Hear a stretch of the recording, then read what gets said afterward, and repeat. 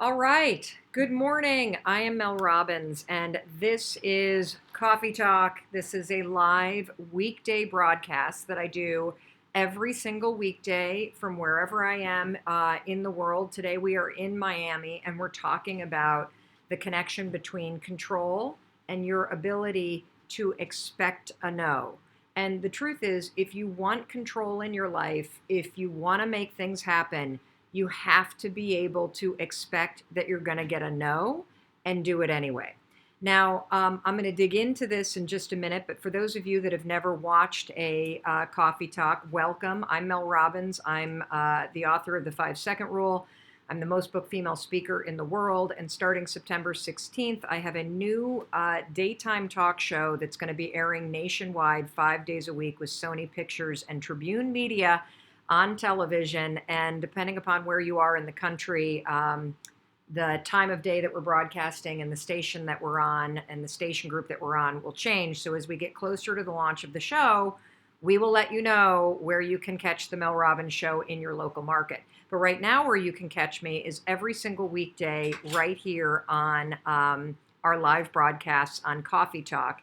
And by the way, if you're watching on Instagram, I want you to know that we simulcast on Facebook, on YouTube, and on Twitter, and hopefully soon we will be able to do it on LinkedIn. And so if you miss the live broadcast ever on Instagram, all of our broadcasts are archived on YouTube and on Facebook. So why don't you tell me, where are you watching from? And are you somebody that is afraid of hearing no? Are you somebody that has something that you want to do, but you are afraid that someone's going to say no, and that fear of the rejection is stopping you? The reason why I'm asking you this is because I know that so many of you are either trying to build a business or you are wanting to do big things in your life. And one of the things, hold on, my Instagram connection is pausing. One of the things that is really standing in your way is the fear of rejection. So if you're afraid of rejection, I know it sounds weird, but give me a heart or a thumbs up so that everybody knows that that they're not alone. And this could be rejection also in dating. So if you're single and you notice that you're not putting yourself out there in ways that you should be in order to find somebody that you really connect with, and you fear rejection, that is a huge, huge problem for a lot of folks. And if it's holding you back, you're not alone either. And what we're going to talk about today applies to you. So yesterday in the Coffee Talk on February 21st, we talked about the connection between how your body reads fear before your brain even picks up on it.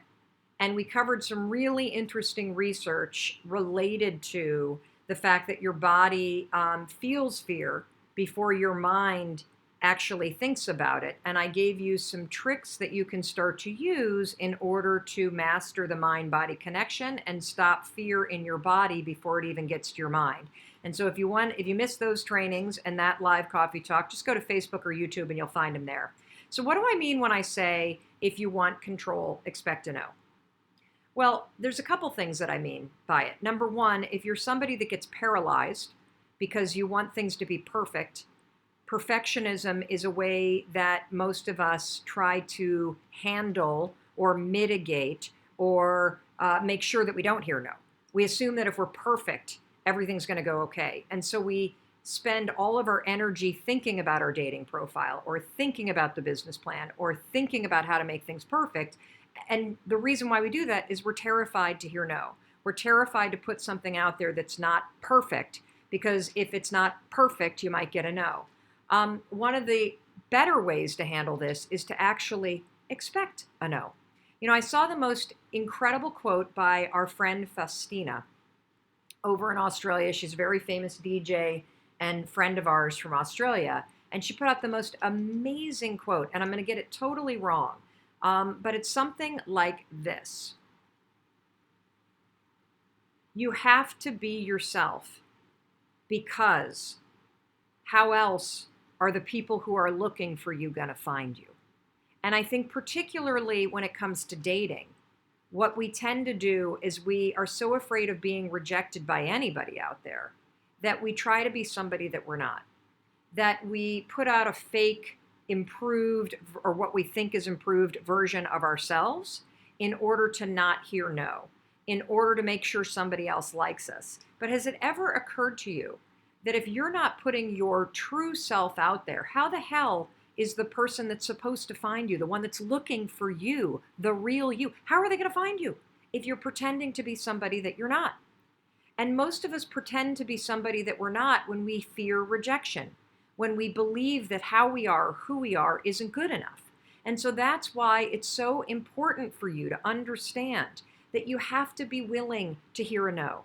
You have to be willing to hear a no from the wrong people so that the people that are looking for you can find you, so that the people who want to be part of your business can be part of your business. If you're putting a fake person out there or a pretend perfect person out there because you think that's going to save you from rejection, you're actually screwing yourself over because you're not putting the real you out there. And so the right people aren't going to find you. The wrong people are going to interact with you, and that's going to lead to a disaster. And the reason why I wanted to talk with you about this today is I think that most of you know that we have launched a brand new audiobook with Audible Originals called Take Control of Your Life. It's a book about silencing fear and winning the mental game. And it is 6 coaching sessions, and every coaching session has literally 45 minutes of takeaways from me that I summarize. It's a 10-hour audiobook. The thing is packed with so much value. It's insane. It's the #1 new release on Audible. And one of the people that I coached in the Take Control of Your Life is named Heather. And Heather wanted to start a business. Heather went to business school. Heather is a really smart woman. Heather is very successful. And here's the thing. She networked and got a really big meeting. You ever had a really big meeting, a really important meeting? And she told the person, the woman in this really important meeting about her business. And the woman was kind of douchey about it. She wasn't that impressed. She was meh. And that one no, do you understand? One no stopped Heather for years. She literally didn't work on her business after this one woman said meh.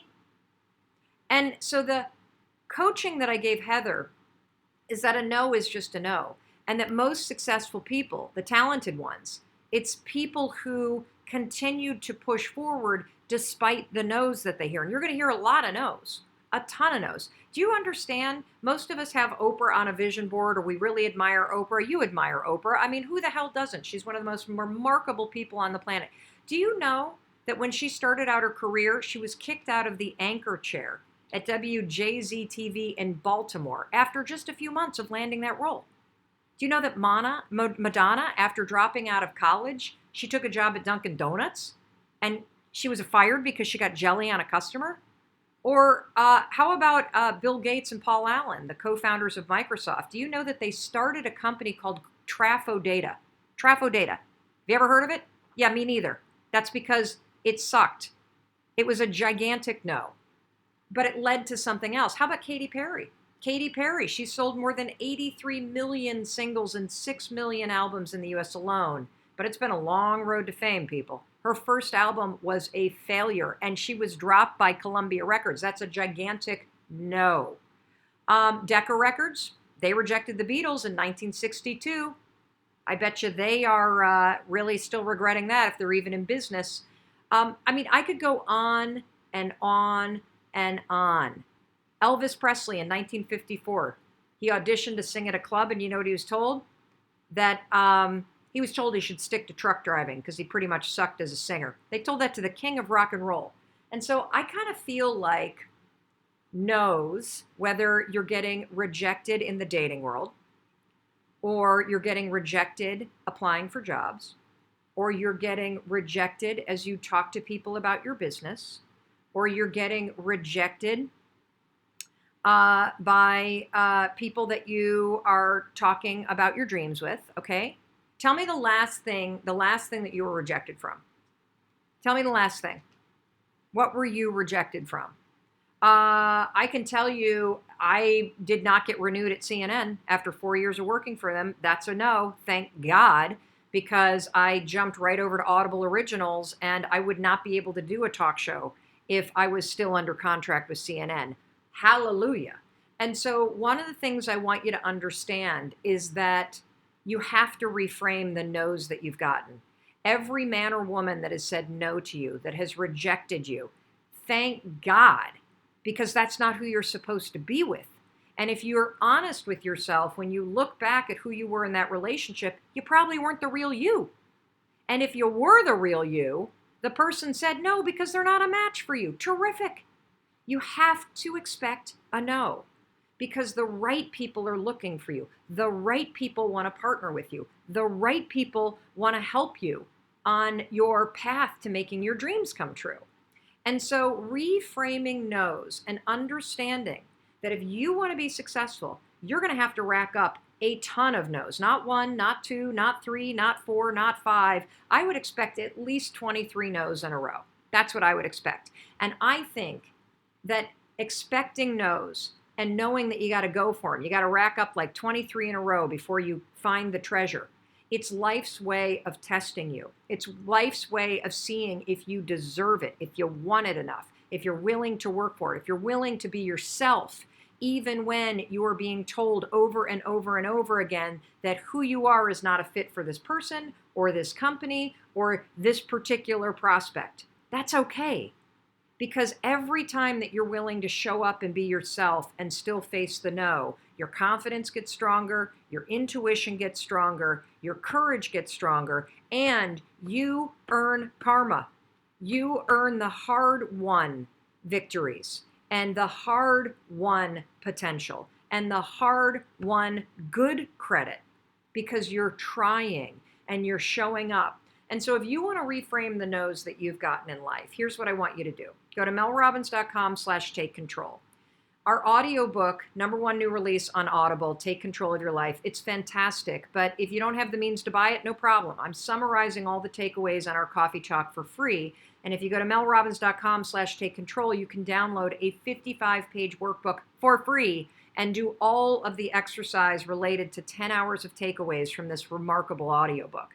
On pages 21 and 22 in the workbook at melrobbins.com/take control, you will find exercises that will help you reframe the no's that you heard. So I know that some of you already have a question about visualization, because you know I do a lot of teaching about visualization. And if you took Mindset Reset and you watched video 1 in Mindset Reset, which is on YouTube, everybody, in the Mindset Reset playlist for Mel Robbins on our channel, if you watched video 1, you learned the 2-part scientific approach to visualization and how visualization actually changes the default mode in your brain. How does expecting a no work with visualizing a positive outcome? Expecting a no and reframing the no is how you move through rejection, and it's how you bolster yourself to go into a meeting or a situation that makes you nervous, that would otherwise trigger you to be a perfectionist or trigger you to be a weirdo or trigger you not to be yourself. Visualization, visualizing a positive outcome, feeling the emotion of the positive outcome, allows you, in conjunction with this strategy, to bolster your courage in being yourself. So it's 2 different strategies that work from opposite ends to help you find the courage to be yourself, to help you push through the fears and actually show up on that date or put your dating profile out or pick up the phone and make that cold call for your network marketing business, or to walk into your boss's office and have that conversation about that promotion that you want. Expecting a no means you're not going to take it personally, but visualizing that it's going to be amazing when you do get this, it bolsters your confidence to go in. They work together, as crazy as it sounds. Here are some other things that you're going to learn if you go to pages 21 and 22 in the workbook, that you can reframe a no to include, you know what? I wasn't ready yet. Now I know what I need to improve. The feedback that I just got is going to make my idea even stronger. I need to improve my business plan so it's even clearer. Or for the dating world, Yeah, I really wasn't myself on that date. I was trying too hard to impress that person, and no wonder it wasn't a fit. Thank God it wasn't a fit. Um, I have a great question, and so if you have any questions, go ahead and answer them in the comments. Jamie asked, oh, this is a great question. How do you know when it's time to give up on a project when you've already invested so much? How do you know when it's time to give up on a project when you've already invested so much? So first of all, James, you have to understand that there is something in our brains called sunk costs. It's a cognitive bias, which means the more time and the more energy and the more money that you've put into something, the harder it is going to be for your brain to let go of it. So number one, you got to understand that because of the way that your mind is wired and cognitive bias, you're already going to default to staying in something way longer than you should. The way that I assess this question, how do you know when it's time to give up on a project when you've invested enough, is this. Am I still energized by it? Or is the project now depleting me? That's one thing. If I'm still energized by it, you better believe I keep going. If the project is now depleting me, like honestly depleting me, not that it's gotten hard, but that I'm no longer vested or passionate about it, take a step back, assess what you've learned, and see if there's a pivot. The other thing that you should do is that's the energetic level and how you answer the question. Also financially, how much money have you invested? And what is your cut bait thing? If you're ever going to start a project that requires financial investment, I always have an out. I always say I'm going to invest until this level in terms of the amount of money in. And if we get to this point and I've invested this much and we don't have X accomplished, whether it's a run rate or an investment or a certain number of clients on board, then I'm going to scale back. And scaling back can look like a pivot. Scaling back can look like spending a little less time on it and a little less energy. Scaling back can look like going to plan B, meaning getting a job while you continue to push it forward. So those are two strategies that you can use. There was a hugely popular quote that we put up on Instagram, stop watering dead plants. Stop watering dead plants. If the project's dead and you're still watering it, it's time to stop watering dead plants. If the project is getting scary and hard and you're now becoming a chicken, it's time to get the courage up, 5, 4, 3, 2, 1, and go even harder into it if the project still energizes you. It's just that it scares you. If you have burned past your budget for this, and you have not actually achieved the outcome that you desired to responsibly move forward, pull back. This is like trimming a plant that's dead. You're cutting off all the dead ends so that all the roots can kind of work to grow something this big instead of this big. Scale back, pull back, and create a pivot. Shrink the project. Make smaller deadlines. Ask for some advice. So those are some ways that you can determine whether or not it's time to give up on a project, okay? For me, though, it's almost always about energy. Always about energy. Am I energized by it? Is my heart and soul in it? Or am I depleted and it's time to move on? All right, Tracy, speaking of time to move on, is there anything else in terms of questions? If you have a question, you better fire them up right now because my team is looking for your questions. And I'm now scrolling to see. All right. Shout out. Yesterday, we talked about feeling fear in the body, and I want to share this comment from BT. When you talked about how your body feels when you fear, I had an aha moment. When I was called upon in a class to answer a question, I would freeze and feel this pit in my stomach because I knew I would stutter. Ooh, I bet a lot of you can relate to this. This eventually got better as I have aged, but I have always prevented me from presenting topics at medical conferences. I also got a visceral response when I'm criticized stemming from my past and has led me to not feeling good enough or belonging. I have thought a lot about how my body feels and why I make myself so busy. The last part of your book, Take Control of Your Life, made me realize I have pushed feelings away for so long. The last interview spoke to me too. I can't make dinner fast enough, so I have decided to pay for good therapy, not all therapy is equal, and work through some trauma from many years ago that I thought I had rectified by myself. But Mel, I realized it's still following me around thanks to Take Control. That is so cool. So, so, so cool. What she's talking about is that she realized that when she was a kid, she would get stutter when she, or he or she, when they were called in on class. And so sitting in class, if you got called on, your stomach would immediately go because you're afraid you're going to stutter. And now as an adult, because your body remembers situations where you were called on, anytime that you are about to be called on at work or in life, it's the same response. And so you got to start to find that those areas in your life where that response is happening in your body. And you've got to learn how to slow down your body when the stomach starts to clench so that you can take control of your thoughts. I want to give another shout out. Surrey, Mel, I did your visualization trick yesterday on a scary flight. I envisioned walking through the doors of my house, seeing my dogs when I got home. It works, doesn't it? Super exciting. Tracy, don't we have any questions, Tracy? What's going on? Come on. Let's see if we've got one or two more questions, guys. How do you deal with parents who are too judgmental? Mel, I've been rejected since a child, now every aspect of my life. Okay, if you've got a long history of rejection, go back and reframe the big ones and find a reason why that rejection was important. Find the message in the mess. Also, go to melrobbins.com/take control. Go to page 21 and 22 and 21 and 22 and go through the exercises at melrobbins.com/take control. Okay. Lucy asks, love the answer to how and when you quit a project. How do you apply that to a relationship? Ooh, this is a good one. Okay.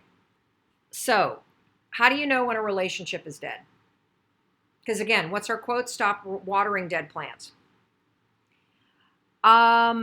First of all, remember the golden rule about relationships. You can't change anyone else. You can only change yourself.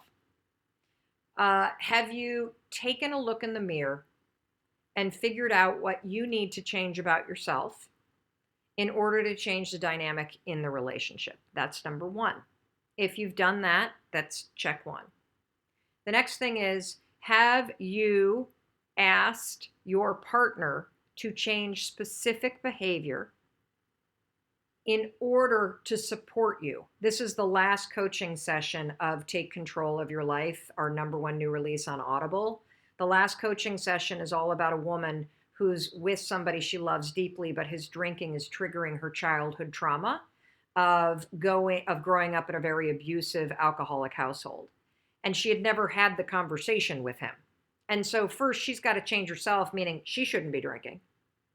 And second, she's got to change herself by not being silent about her trauma and explaining to this person that she loves what's actually going on. And third, she needs to make a request, which is, could you not drink? Or would you be willing to abide by these things because it's triggering me?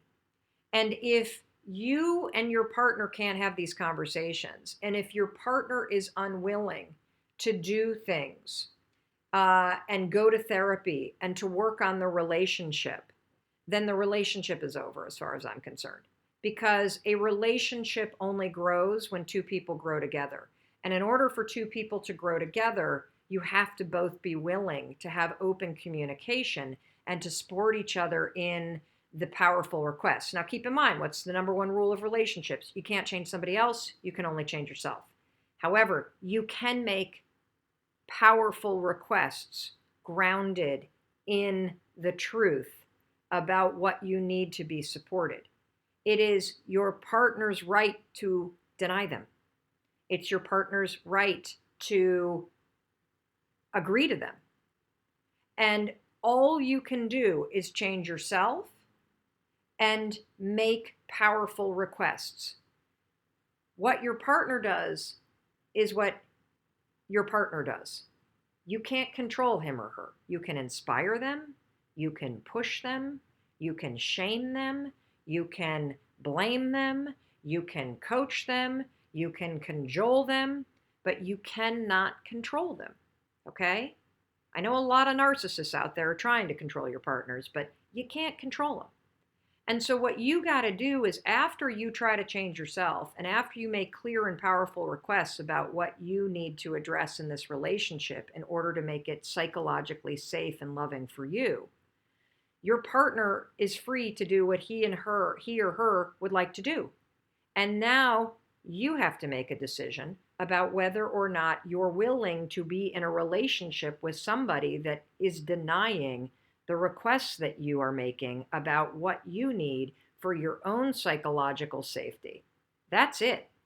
That's it. That's all you can do. That's what's in your control.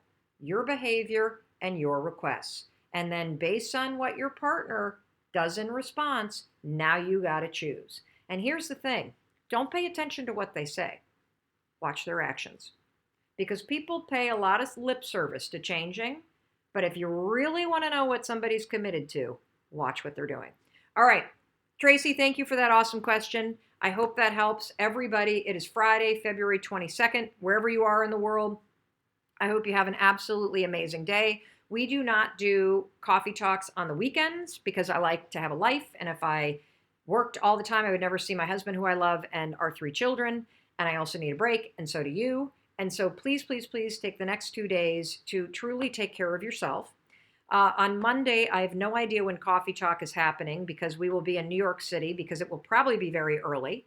And we have some really cool meetings that maybe we'll take you behind the scenes on. We also are touring our new studio space for the talk show. So with any luck, I'll go live while we're in the studio space and I will show you guys the new talk show set. Would you like that? Would you like to see the talk show set in New York City for the new Mel Robbins show? Take you behind the scenes. Pretty cool, right? Let me think what else. In case nobody else tells you, I want to be the one to tell you that I love you. And I mean that. I know it sounds weird that a perfect stranger would say that, but I truly love you. You're watching this because you want to improve your life. You're watching this because you know that by surrounding yourself with positive people, that it will up your game. And I also know that when you change how you think, you change your life. When you change the little things that you do, you change your life. And so I love you for taking your life seriously and for doing what you need to do in order to enjoy your life at an even deeper level, because you deserve that. You really do. Anyway, have an amazing weekend. I'll see you Monday from New York City. If you see me in Miami, say hello. If you see me in Boston this weekend, say hello. I love meeting everybody while we're on the road.